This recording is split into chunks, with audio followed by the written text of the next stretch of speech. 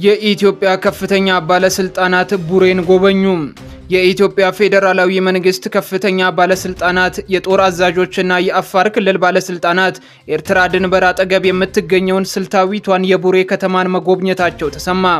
የጠቅላይ ሚኒስትር አብይ አህመድ የምስራቅ አፍሪካ ጉዳይ አማካሪ ጌታቸው ረዳ፣ የኢትዮጵያ የብሔራዊ መረጃና ደህንነት አገልግሎት የበላይ ኃላፊ ሬድዋን ሁሴን፣ ከፍተኛ የጦር መኮንኖችና የአፋር ክልል ባለስልጣናት የቡሬ ጉብኝታቸውን አጠናቀው ዛሬ ቀትር ላይ ሰመራ መገኘታቸው ተሰምቷል።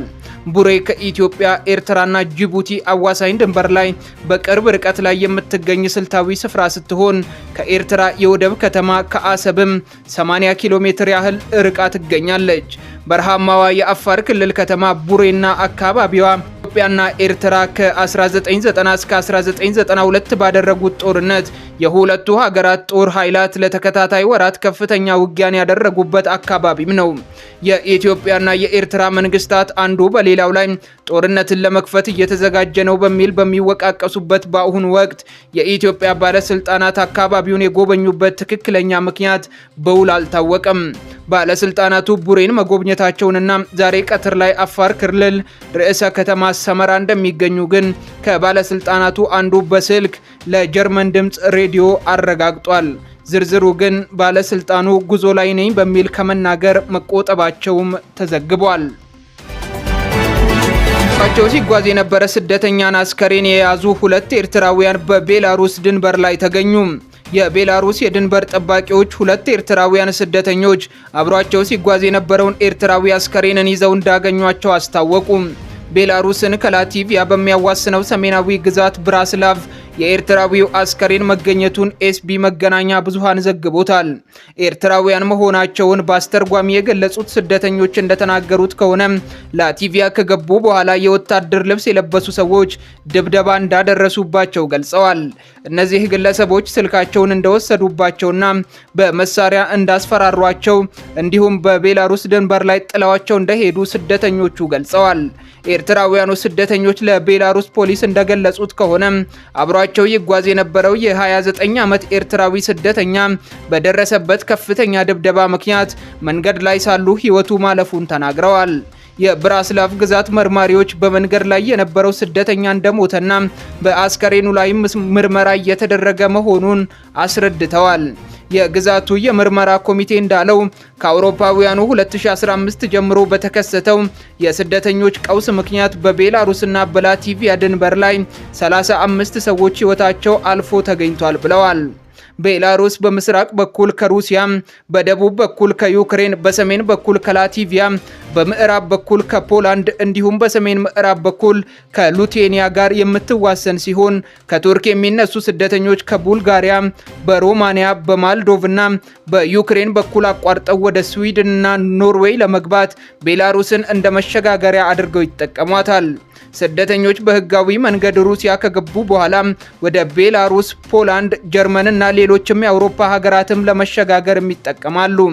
የሜዲትራኒያን ባህርን አቋርጠው በሊቢያ በረሃ ወደ አውሮፓ የሚጓዙ ስደተኞች ለግድያ፣ ለስቃይ እንዲሁም ለገንዘብና ለስነ ልቦና ብዝበዛ እንደሚጋለጡ ዓለም አቀፍ የሰብአዊ መብት ተሟጋቾች ያወጧቸው ተደጋጋሚ ሪፖርቶች እማኝ ናቸው። በሊቢያ በረሃ ያለውን እንግልት ለመሸሽ ስደተኞች የምስራቅ አውሮፓና የማዕከላዊ አውሮፓን መንገድ እንደ አማራጭ አድርገውም ይጠቀሙታል። በርካታ አፍሪካውያን ስደተኞች በሊቢያ በኩል በባህር እንዲሁም በተጎራባች ሀገራት በኩል በድንበር በሚያደርጓቸው ጉዞዎች በተደጋጋሚ ለሞት እየተዳረጉ መሆናቸውን የሚወጡ ሪፖርቶች ያመላክታል። ካለፈው የውድቀት ልምዱ ያልተማረ ውድቀቱን ይደግማል ሲሉ የኢራኑ የውጭ ጉዳይ ሚኒስቴር ገለጹ። በኢራን ላይ አዲስ ጥቃትን ለመክፈት የሚያስቡ ወገኖች ካሉ ከባድ አጸፋ እንደሚገጥማቸው የኢራን የውጭ ጉዳይ ሚኒስቴር የሆኑት አባስ አራጋቺ ማስጠንቀቂያን ሰጥተዋል። ውጭ ጉዳይ ሚኒስቴሩ ዛሬ ማስጠንቀቂያውን የሰጡት የዓለም የአቶሚክ ተቆጣጣሪ ድርጅት የበላይ ኃላፊ የሆኑት ራፋኤል ግሮሲ የሰጡትን አስተያየት በመቃወም ነው። ግሮሲ ትናንትና ለታተመ ለአንድ የስዊስ ጋዜጣ በሰጡት ቃለ መጠይቃቸው ላይ ኢራን የኒውክሌር መርሃ ግብሯን እንድታስፈትሽ የሚደረገው ዲፕሎማሲያዊ ጥረት ካልተሳካ ዳግም የኃይል እርምጃ ይወሰዳል ብዬ እፈራለሁ ሲሉ ተደምጠዋል። እስራኤል ባለፈው ሰኔ አጋማሽ በኢራን ላይ ድንገት የከፈተችው ጥቃት ኢራን ስለ ኒውክሌር መርሃ ግብሯ ከዓለም አቀፉ ድርጅትም ከዩናይትድ ስቴትስም ጋር የምታደርገውን ድርድር እንድታቋርጥ አስገድዷታል። እስራኤልና ኢራን በገጠሙት ጦርነት ዩናይትድ ስቴትስም በቀጥታ ተካፍላ የኢራንን የኒውክሌር ተቋማትን መደብደቧ የሚታወስ ሲሆን ከ12 ቀናት በኋላ ሶስቱ መንግስታት ጦርነቱን ቢያቆሙም ድርድሩ እንደተቋረጠ ይገኛል። ገለልተኛ የሚባለው የተባበሩት መንግስታት የአቶሚክ ተቆጣጣሪ ድርጅት ኃላፊ ዲፕሎማሲው ካልተሳካ የኃይል እርምጃ ይወሰዳል ሲሉ እርምጃውን ሊወስዱ የተዘጋጁ መንግስታት ስለመኖራቸውም ሆነ ያገኙት መረጃ ስለመኖሩ በዝርዝር ያላስታወቁ ቢሆንም የኢራን የውጭ ጉዳይ ሚኒስቴር አባስ አራጋቺ ግን የግሮሲ መግለጫ ስጋት ነው ወይስ ማስፈራሪያ ግልጽ አይደለም ሲሉ ጥያቄን ጠይቀዋል።